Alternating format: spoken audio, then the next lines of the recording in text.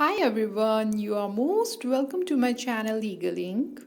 We have covered literal rule and mischief rule in earlier videos.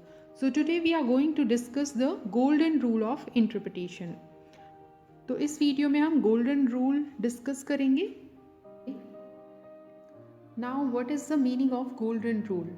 तो सबसे पहले तो golden rule literal rule का extension है, विस्तार है ये लिटरल रूल का.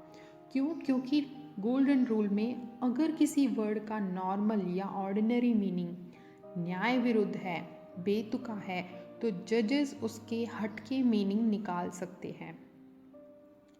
तो golden rule is a compromise between plain meaning rule and mischief rule, which means अगर किसी वर्ड का प्लेन मीनिंग इर्रेशनल है या निरर्थक है और उससे लेजिस्लेशन की इंटेंशन क्लियरली नहीं पता चल रही है, तो जजेस उस वर्ड को प्लेनली इंटरप्रिटेट करने से अवॉइड करेंगे.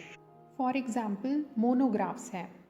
मोनोग्राफ्स उन वर्ड्स को कहते हैं जिनकी स्पेलिंग सेम होती है या जो एक ही तरीके से लिखे जाते हैं लेकिन उनका मीनिंग अलग होता है. तो ऐसा कोई वर्ड जिसके मीनिंग की वजह से जजेस गलत डिसीजन पर पहुंच रहे हों, तो जजेस उस वर्ड का दूसरा मीनिंग भी अप्लाई कर सकते हैं. अब गोल्डन रूल दो तरीके से यूज़ किया जाता है, एक नैरोअर सेंस में और एक वाइडर सेंस में. तो पहले हम नैरोअर सेंस डिस्कस करते हैं. तो नैरोअर सेंस में कैसे यूज़ होता है? जहाँ वर्ड्स खुद ही एम्बिगुअस हो.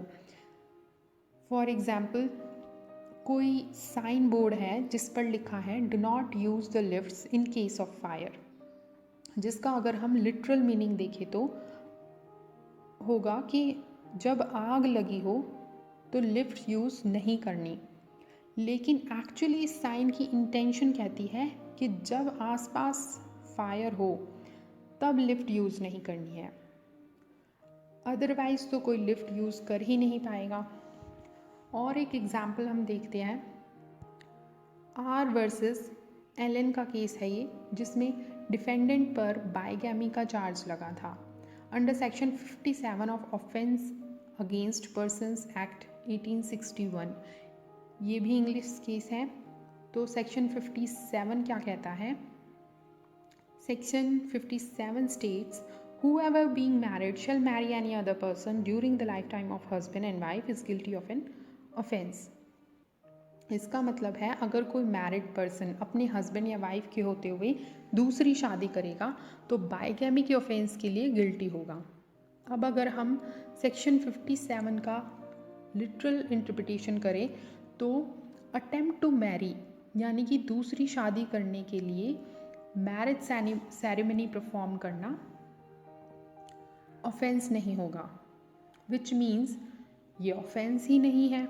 इसीलिए जजेस ने इस केस में गोल्डन रूल अप्लाई किया और वर्ड मैरिज का ऑर्डिनरी मीनिंग ना लेते हुए दूसरी तरीके से मैरिज को इंटरप्रिटेट किया, जिसका मतलब है to go through a marriage ceremony, यानी कि दूसरी शादी करने के लिए मैरिज सेरेमनी परफॉर्म करना भी गिल्टी कहलाएगा. दस डिफेंडेंट ऑफेंस कहलाएगा. दस डिफेंडेंट वॉज हेल्ड गिल्टी. और दूसरा यूज़ है वाइडर सेंस में. तो वाइडर सेंस में गोल्डन रूल कब अप्लाई किया जाता है? जब किसी वर्ड का मीनिंग पब्लिक पॉलिसी के प्रिंसिपल्स के अगेंस्ट हो. फॉर एग्जांपल एक बेटा अपनी मदर का मर्डर कर देता है और उसके बाद वो खुद भी सुसाइड कर लेता है. तो अब क्वेश्चन ये है कि प्रॉपर्टी कौन इनहेरिट करेगा, मदर की फैमिली या सन के डिसेंडेंट्स. तो कोर्ट ने डिसीजन मदर की फैमिली के फेवर में दिया. Now let's see the advantages and disadvantages of golden rule. तो एडवांटेजेस क्या है? First is error in drafting can be removed immediately.